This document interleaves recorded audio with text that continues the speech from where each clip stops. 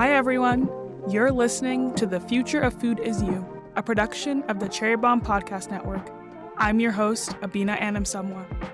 Each week, I'll be talking to emerging talents in the food world. We'll hear about their dreams, aspirations, and predictions for what's ahead. As for me, I'm the founder of The Eat In Place, a community that's all about gathering people intentionally around food. I love this new generation of chefs, bakers, and creatives making their way in the worlds of food, drink, media, and tech.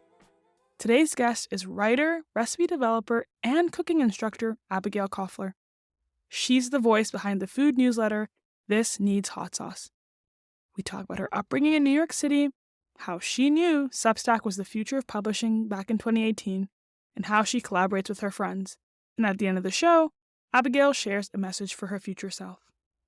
Thank you to Kerrygold for supporting The Future of Food Is You. Kerrygold is the iconic Irish brand famous for its butter and cheese made with milk from grass-fed cows. Let's talk butter first. There's a Kerrygold butter for all of you out there. From soft and spreadable butter in a tub to sticks of salted or unsalted, a perfect measurement for the recipes calling for a stick of butter, there's a Kerrygold butter blended with olive oil, which is about to become a pantry essential. My go-to is the traditional block of Kerrygold unsalted butter, perfect for baking because of that high butterfat content, and also because I can control the amount of salt in the specific recipe. Then there's Kerrygold cheese. Their options go way beyond their classic cheddar. There's Kerrygold Blarney cheese, which is like a Gouda. Kerrygold Swiss, yes, the Irish make a Swiss cheese. Kerrygold Skellig, a sweet and tangy take on cheddar. And the rich and delicious Kerrygold Cashel Blue Farmhouse cheese. For the best cheese board, just accompany these with some grapes, your favorite crackers, and some funky jams for contrasting vibes. You're all set. If you haven't tried Kerrygold yet, don't delay. The future is now. Look for their butter and cheese at your favorite supermarket, specialty grocery store, or cheese shop. Visit KerrygoldUSA.com for recipes, product information, and a store near you. Now, let's check in with today's guest. Abigail, super excited to have you on the Future Food Is You podcast. Thank you for having me. I'm excited to be here. First things first, let's start off. You are a native New Yorker, born and raised. Yes, I was born and raised in Queens. Now I live in Brooklyn. Amazing. And I feel like native New Yorkers have a special relationship to food. Or maybe I just feel like any native New Yorker we've talked to on the podcast just has such wonderful takes. I'm curious to hear, what were some of your favorite spots to go to as a kid? I really feel like I was spoiled as a kid and just that I got to eat food from all around the world, and a lot of it was very close by. But I have to shout out Dani's House of Pizza in Kew Gardens. It's been open since, I believe, 1959. It's still going strong, and they have a sweet sauce, which I really like. It's not as common in kind of the fancy pizzerias now, but you just can go sit at the counter. You can get a takeout pie. We would get it sometimes coming back from a trip after getting home from the airport, and it was like, okay, we're home. And then the other place, which is thankfully still open as well, is Eddie's Sweet Shop. It's in Forest Hills, and it's an ice cream parlor that is basically frozen in time. They make all their ice cream, whipped cream in these giant bowls. It's like a mountain of whipped cream and hot fudge, and it's just, whether you're an adult or a kid, it'll make you very happy to go there. Yeah. I feel like my friends and I on the era of, because we all live in Brooklyn, the era of doing like food field trips to Queens. Oh, I feel like there's such a bedrock of exciting food talent there. And you've gone to like live your whole life in New York with brief stints in other places, but how do you think the food scene now compares to when you were a kid? Well, I do think New Yorkers have always been willing to travel for a good meal. I think that's something I remember from growing up, is that even in my school, we would sometimes go on field trips we'd be learning about a culture and social studies, and then we could go to, let's say, like a Buddhist temple and actually eat the food there. And that kind of experience, I think, was really formative. Nothing is so theoretical, like you can actually try it. So that's still definitely a thing. I mean, now people are looking on TikTok to find their recommendations. In the past, maybe they're reading a newspaper or a Zagat book or something. But obviously, everything has gotten so expensive. And I really do feel like the rent prices have just really hurt a lot of small business owners. So a lot of places that I used to go to as a kid closed, and during the pandemic especially. So that's something that I think is a bummer. But I do think it's still a really great food scene, and that I feel very lucky to call it my home. Growing up at home, what was food like in your family? So I grew up in a family where we ate at home most nights, actually. Both my parents cooked, and they're actually really big meal planners. So every weekend, they would take a piece of paper, always scrap paper. They were very green. So it was like a ripped up math worksheet or something, and they would plan out what we were going to have for dinner. every night that week, we would go to the grocery store. Usually my mom would do some of the prep during the day, and then my dad would kind of cook it once he got home from work to de-stress. So I definitely relate to that as having cooking as a way to just wind down at the end of the day. Yeah. And then, yeah, they made a lot of different stuff. I mean, I used to be kind of picky, so I was like, classic tacos, pasta, pizza. And then I got more adventurous as I got older. But yeah, a lot of home cooking. And we would also make challah a lot and do things for the Jewish holidays. So those are some of my earliest kitchen memories is, standing on a little stool covered in flour, learning how to make challah. Oh, that's so fun. I recently made challah, and I feel like it's such a laborious but rewarding experience, Yeah, I love it as like a Friday afternoon project because it doesn't need a lot of active time because it's just rising like multiple times. So it's nice if you're just like doing some low-key computer work, waiting for your challah to rise, braiding it, and then you get to eat it, obviously. Good way to set up your Shabbat. You started to kind of dive into the food world more from the writing perspective when you went to college. Where'd you end up going? So I went to college at Penn in Philly, and I got really involved in food there through 34th Street, which is the arts and culture magazine there. And I was a food editor for 2 years and then digital editor. So did a ton of food writing, and it also kind of helped me get to know the city of Philadelphia as well. That's awesome. Do you remember the first piece that you wrote? Okay, I looked it up. But it was for the Welcome Back issue. So we basically did this series encouraging freshmen to get off campus and try out some of the cool eateries of West Philadelphia and just not stick to like the closest thing. And I think that was something we were always trying to encourage people to do, is not just be a student at the school, be like a citizen of the city and get involved. Yeah. And really, because there's so much great food there. For sure. And like, what better way to do that than grabbing some grub? If you were to go back to Philly today, what would be 2 or 3 spots that you have to try? Yeah, I try to go back at least once a year, and I feel it's so easy to get to from New York. But I always get a tahini milkshake from Goldie, which is in the Solomonov Empire, and it's so delicious. I'm lactose intolerant, so milkshake's not really my thing, but a tahini shake is so good. And then I actually was there in November. We went to Pietra Mala, which is a vegan BYOB. Oh, very And it cool. was so good and creative. They had these fried lion's mane mushrooms with hot honey that were so good. And it was just like a great group dinner spot and near a lot of fun spots to go after. So we definitely recommend that. That's Michael Solomonov of Laser Wolf and the other joints. Yeah. I hope he brings Goldie to New York because they just do falafel and the tahini shakes. It's a really small lunch spot, but we don't have one yet. So this is a petition. Fingers crossed if he's listening. So you wrote for the newspaper. You kind of became this foodie writer when you were in college. It sounds like you took a bit of a break and then landed into this neat hot sauce. I love the name, by the way. It's super creative. How did you come up with it? So I was trying to think of something that would be fun and expressive, but also expansive. So I just was throwing around ideas, and a friend was like, how about this? And then I tried to say it for a little bit, and I got everyone who I optioned it through was like, oh, this is a cool one. And it stuck. And I think it speaks to, I do always ask for a side of hot sauce at restaurants. That's very true to me. My friends can tell you, but it's also kind of a zest for life, a curiosity, trying new things. And that's kind of the spirit that I want to bring to the newsletter and to all the work that I do, is enthusiasm, creativity, inquisitiveness, all that. And you recently posted on your Instagram about the story of how it came to be. So what sparked the first edition of This Needs Hot Sauce? Okay, so we're going to have to go back to 2017 because This Needs Hot Sauce is over 5 years old. I was in... Congratulations. Thank you. So basically, I was working at a nonprofit job that I really hated. It was like cubicle, fluorescent lights, terrible pay, terrible boss, like not good in any way. And I was really feeling down about just like my life path. I was like, oh, I hate this job, but what other job can I get? Blah, blah, blah. Even though, looking back, I'm like, I was so young. But I'd also just gone through a breakup. I was really in a bad place. And I kind of have been applying for some food jobs, but just wasn't getting any bites. So I was like, what can I do? And I had the idea for a food newsletter just as something to basically take my mind off the other things that were stressing me out. And I thought about it for a few months. And then in October, I just posted on my Instagram story, like, hey, I'm starting a food newsletter. The first one comes out tonight. I put the link in my bio. This was like before you could put links, I think, in stories.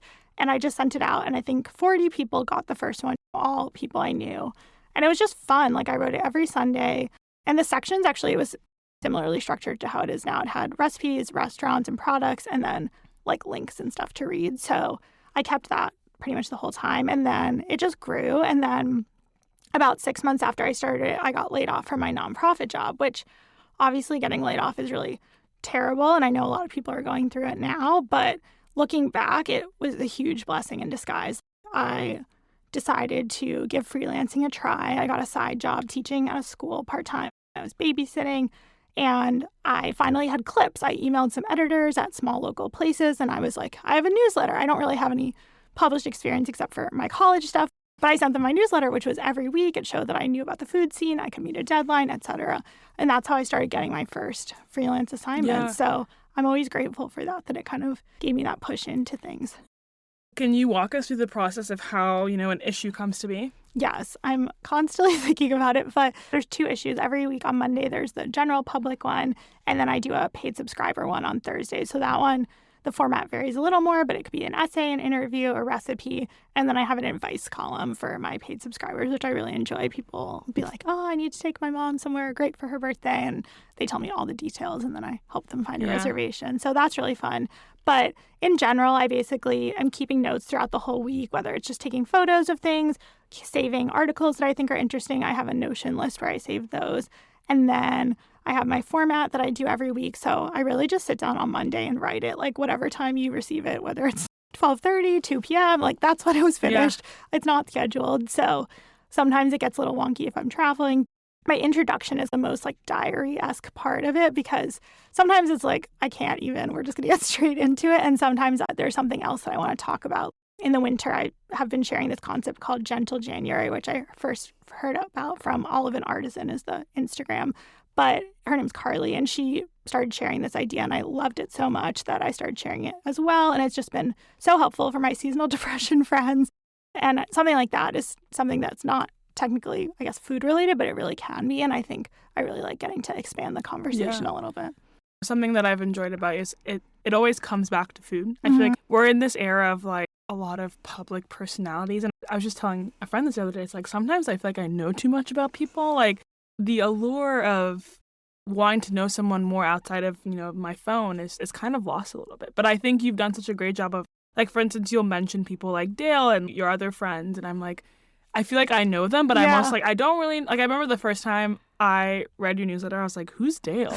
Dale's my boyfriend. I know. And then I was like, oh, but it's nice. Like, I feel like you don't have this, like, grand gesture. It's more just like, here's my life as I live it. And here's people that are important in it. I'll tell you kind of a funny story about that. So when I first wrote the very early issues, I would just say, my friend.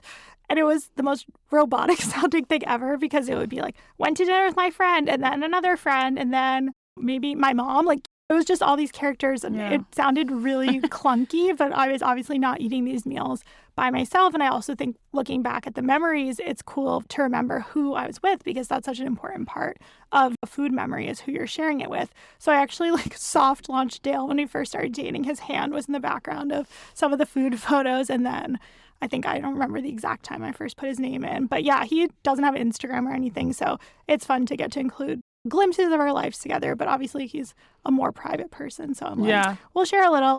He loves wings. That's something I always share. But I do like getting to do that. And for my friends, they love it. They're always like, am I going to be in the newsletter if we hang out? So I really appreciate that they're so supportive of it. As harsh it is to say, you have an incredibly lonely job. It's just you behind the computer, just you writing. And it sounds like you've been able to start to create an audience for yourself. But I'm curious how you're able to both find community in your audience.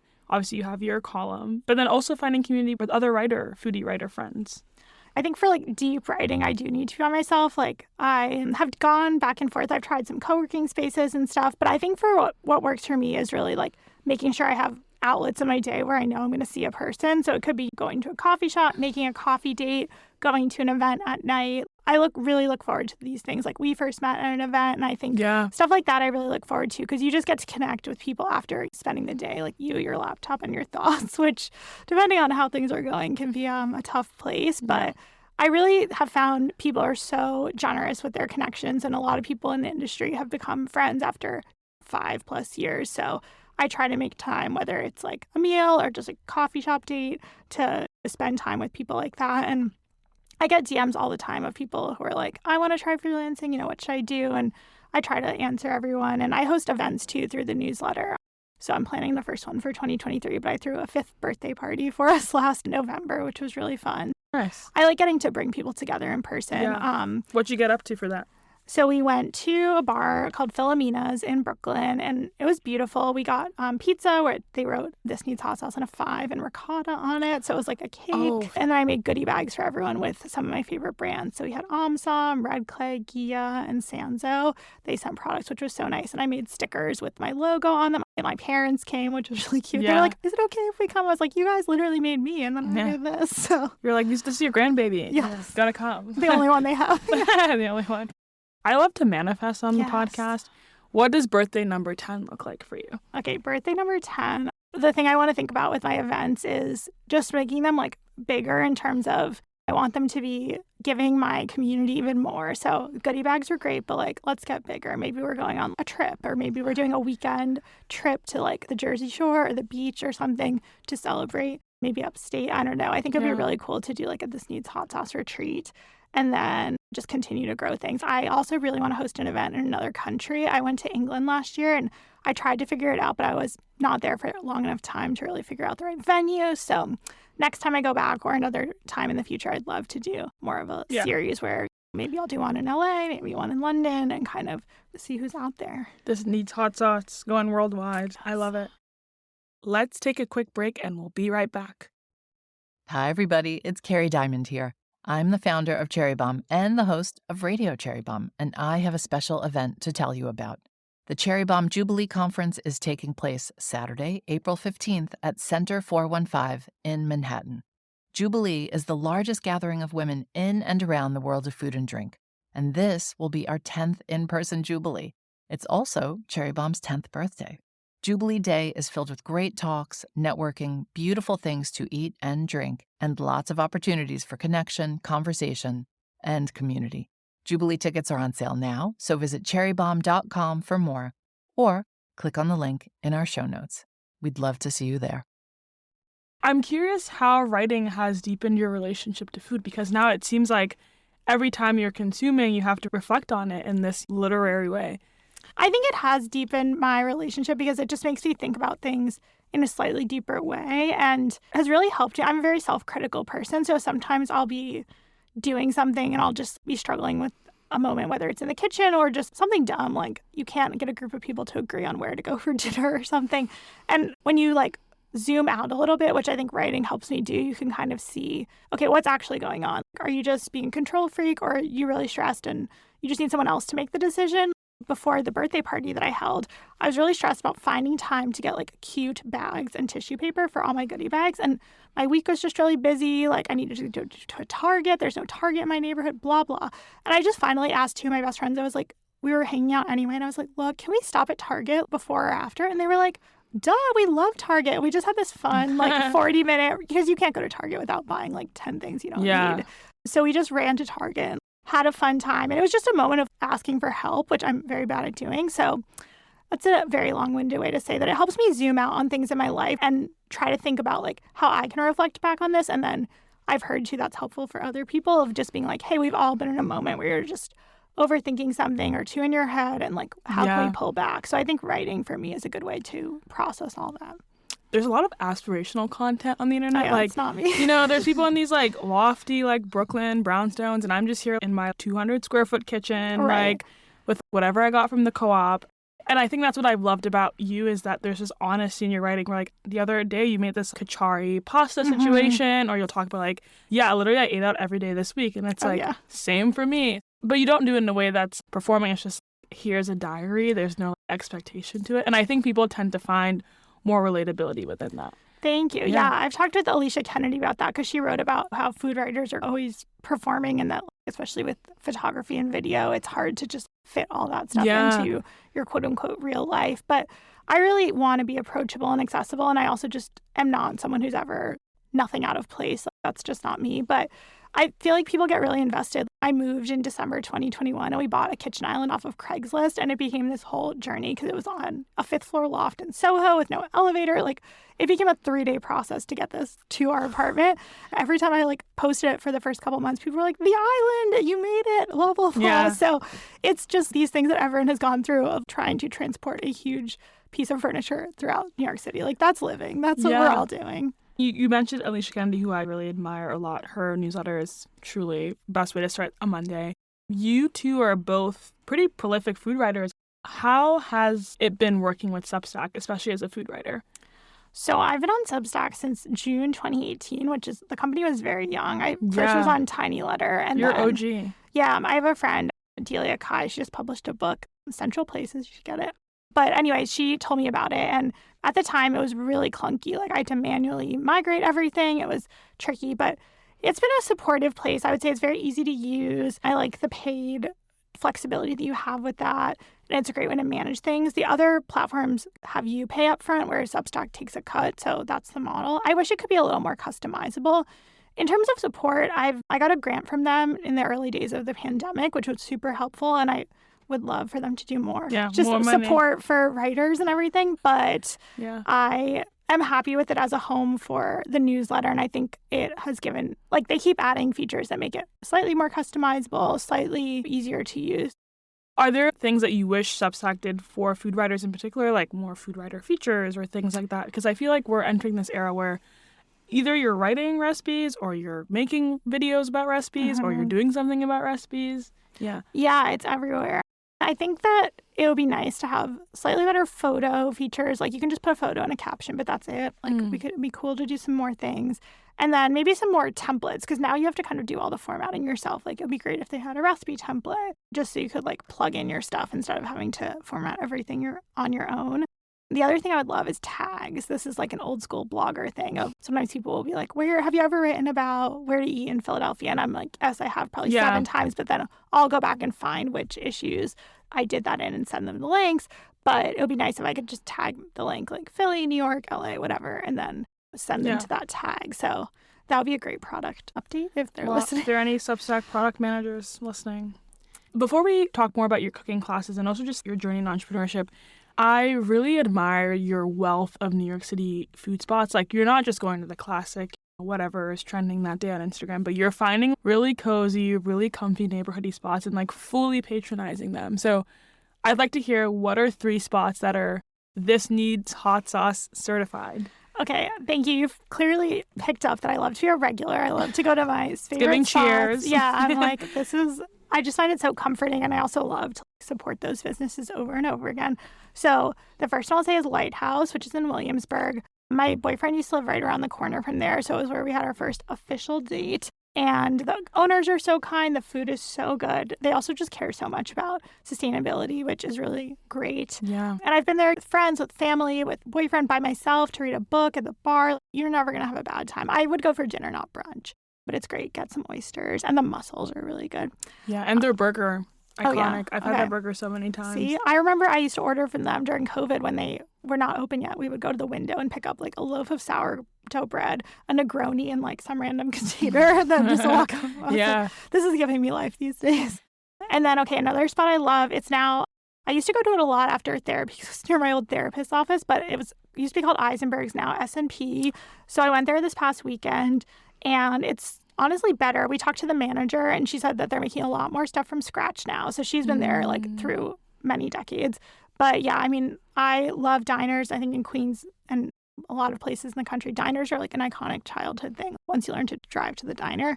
So yeah, I got to get my grilled cheese, a pickle, a coleslaw. Yeah. And they're doing a great job. And I just love to see like, matzo ball soup and stuff being on menus at restaurants. Yeah. That's another one I really love.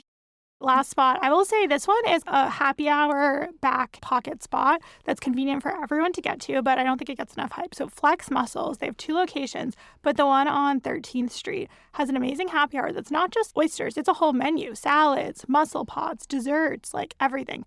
And it's the front room, so it's walk-in only, but it's a lot of space. And it's just a lovely place to have dinner with a friend. You can get the mussels in different styles of broths. They have like spicy tomato, classic garlic, white wine, etc., and great salads. It's just a chill spot that kind of checks all the boxes. It's not so hypey or anything, but it's just like good and cozy. I love that. That's really awesome. So let's talk more about the other side of your food personality. You host cooking classes under Meal Prep Made Simple with your pal Erica Adler, and you launched those classes 2 years ago in 2021. What was the catalyst to enter your cooking class era? Oh, wow. It really was an era. So I actually minored in education in college. And Very cool. Through that, I did a lot of food-related programs. So we would go to different schools in Philly. I remember we did one that was like teaching kids the alphabet through food. So it was like C is for carrot. That's the only one I remember, but hopefully we did more than that. Yeah. B is for broccoli. Yeah. Not sure. We went through. They were in kindergarten. It was very cute. So I always have loved teaching, and I actually was teaching part-time up until June of last year. So I love teaching, and then I've been teaching on Zoom a little bit through my part-time job. But I was contacted by a company that no longer exists. So it was basically a platform to host cooking classes. And they were like, would you ever consider doing it? Blah, blah. I did a couple. And the first one I set off my smoke alarm during because we were making garlic bread and it caught on fire. And, I had to like mute myself, run and open the window. Yeah. But I kept going. And a couple months in, I asked my friend Erica, she's gone to culinary school. She is a great personal chef. I was like, would you ever want to teach one together? And that's how we started doing the meal prep classes. So basically we would prepare a menu that you could do in about 2 hours. It was usually 5 to 6 recipes, always under a theme. And the goal was to really get people set up for the week. So we did them on Sunday afternoons. It was kind of like a say goodbye to Sunday scaries. Let's get ready for the week. And especially during the earlier days of COVID, like we had a lot of people there from all over the country, sometimes in other countries. And people just wanted to spend some time in the kitchen, but without having to make so many decisions. Because I think that's something that can get really overwhelming for people.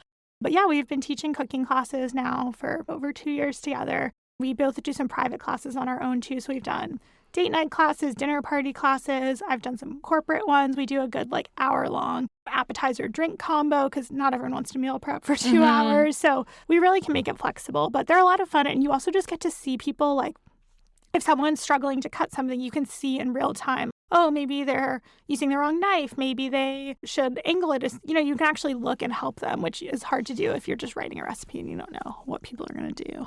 Especially, too, during the pandemic, so many people had to come to terms with their relationship to food. I remember at one point I was even making spreadsheets for friends, being like, here's the most basic roast chicken recipe. Here's the most basic salad recipe. You're the hero because people just had to cook. Yeah, but the thing is, cooking it's not intuitive. It takes a lot of foundational stuff that obviously a lot of people pick up later in life. And especially when you spent so much of your time working where you get all your lunches catered, you're going out to dinner. While that's incredibly awesome to have, when you don't have that available, what are you going to do? How are you going to feed yourself? Yeah, so, it's the New Yorker stereotype of using your oven to store shoes. Literally. Yeah. Shout out to Jessica Parker. Yes, love it. Are there any success stories or funny quips you had from when you were teaching? It's really fun to see people just realize that they can make something that they never thought that they could make. We did a class, Erica and I, in this past November for a corporate women's group. And we just made puff pastry with brie and these cranberry ginger spritzes. And all the participants, some of them had their kids with them. It was just a really fun group. And they were just like, I've seen this at parties and I just thought it was so complicated. We're making it right now. And I can do this again and again. And I think that's just so rewarding to see whether it's, you actually making salad dressing from scratch. I do that almost every class because I think it's just such a good basic to have. And seeing people taste it and be like, oh my God, that was so good. That was so easy. Now I have this in my fridge in a jar for whenever I need it. It's just so rewarding. So that's really fun. And then I love to see if people tag on Instagram that they're making something again from a class, to know that the recipes and kind of the methods outlived our Zoom time. That's really fun too. Vinaigrette, such a fancy name for an easy thing. Shake that thing up. Yeah. So you and Erica not just cooked together, but then you also launched a cookbook, which is, I feel a white whale for anyone in the food industry, whether it's published with a publication or anything. How did the idea from a cookbook come about? Thank you. We're very excited about it. So we have been teaching classes together for over a year, and we just kind of saw that as the world started to open back up again, people were not looking to spend as much time on Zoom, which totally fair. But we were just we want to share these ideas with a wider audience. So we had already created so many recipes because we would develop 5 to 6 every month. And we had taught, I don't know, maybe 12. I don't know how many classes, a lot of classes. So we thought about how we could just package it in a different way. She had published some ebooks before, so she had that foundation of this is how we can structure it. And we wanted to really focus on, we'll give you, of course, the meal prep recipes. There's 5 menus in the book. But we also wanted to just make it simple and so you don't have to make a ton of decisions. So we call them game plans. So it's basically what order to do everything if you're cooking it all at once, because you always want to be multitasking if you're doing a meal prep. So it's the oven's on, you're boiling water, and you're chopping something bam. So we lay that all out for you. Same with grocery lists, equipment lists. And then we also made remixes so if you don't want to eat the same thing over and over again, you can just rework it, turn it into a taco, turn it into a fried rice, turn it into a pasta salad when it's whatever it is. You can just eat it in different ways. So first we picked out which menus we wanted to include. We did a photo shoot. And then I think it was really helpful to work with a partner because Erica's a really talented photographer and graphic designer. So I took the lead on some of the head notes and the writing parts. And then she did the layout and design. And then we obviously edited each other's work and got some proofreaders from our own families to give it a once over or like a 4 times over. It's V17. It was very much that. Yeah, it's like final. Okay, we're good to go. And then, we had to set up our e-commerce shop, which is the whole other aspect of it, figure out pricing, figure out how we wanted to market it. We had a little launch party. And it's been really exciting. I think we still have some ideas of how we're going to share about it this year. But it's just been really nice to have something that you can have in perpetuity of. I think it's just a really useful resource for people. I've heard of people getting it for like people for a holiday or for a birthday of like, I need to get back into this. I haven't cooked in a couple months. I just need some ideas. And I think it really does that well, whether you want to do a full meal prep session or just like get some ideas. That's so exciting. And I think that's honestly the hardest part about cooking isn't even getting in the kitchen. It's like knowing what to cook. I know. And sometimes there's like too many ideas. I think with social media, I'll just be like, that could be good, but I don't have that, but I don't. I feel like I never cook the things I see on social media. It's just like whatever's in recipe books or in my head. But I did something that I actually saw on an Instagram reel this weekend. It was like chili crisp eggs with 2 layered hash browns from James Park, who is writing a cookbook about chili crisps. So I was like, I will trust him here. Wow, yeah. Mine did not look as pretty as his, but it was really good. That's a great book. I feel like we've seen the rise of, the chili crisp. I think Lagamai's got their own, Momofuku's got their own, Five by Jing's got their own. Yeah, and it's like a growing category for sure. I put on here everything. For it. Yeah. That's something awesome. People ask me for hot sauce recommendations a lot, and I'm always like, do you have any chili crisp in your fridge? This needs chili crisp. Yes, it's adjacent. Yeah. Are there like 3 recipes that you're really proud of from the cookbook that you want people to make? Yeah, I mean, you'll love the whole thing, but I brought some cookies today, which are the trail mix cookies. Delicious. You can eat them for breakfast. We have like peanuts, raisins, and chocolate chips. You can skip the raisins, or you can use craisins. And then we have a yogurt flatbread, which is great. You can use it in so many ways. As a pizza, we have it with a soup in the book. I've also done it like cut in little wedges for dips. And even as a base for like toast, I've seen people do it.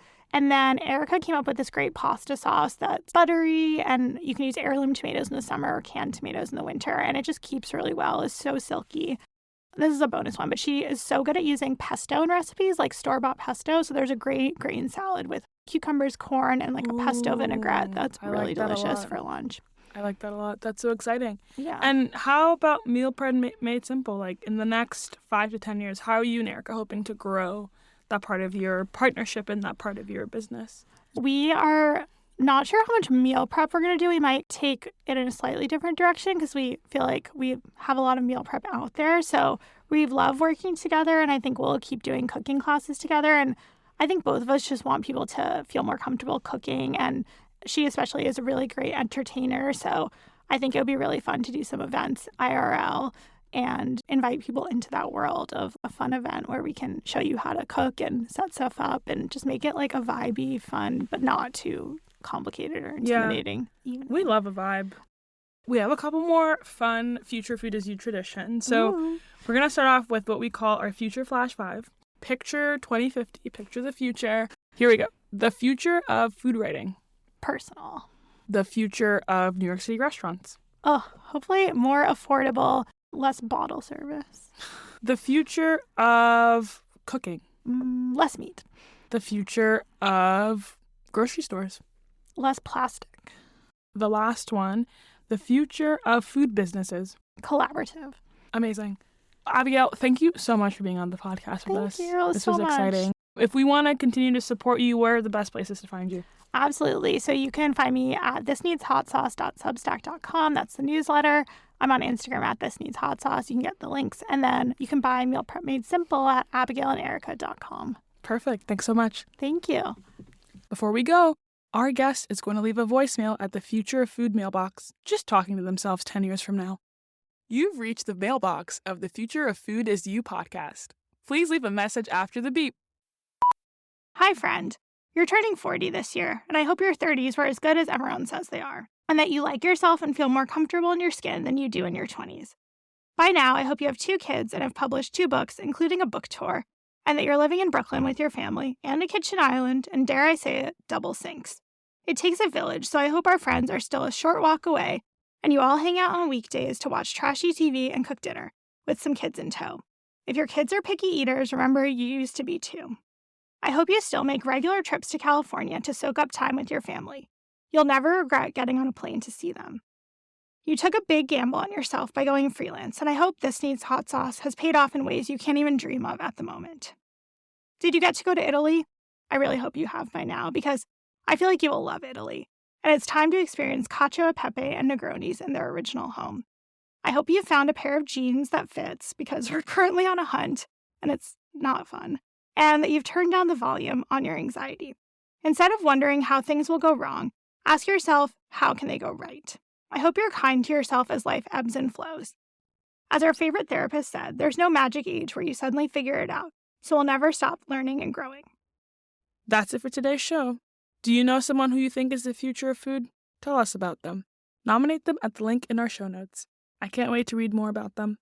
Thanks to Kerrygold for sponsoring the show. Visit kerrygoldusa.com for more. The Future of Food Is You is a production of the Cherry Bomb Podcast Network.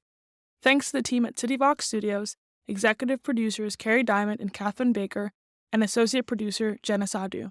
Catch you on the Future Flip!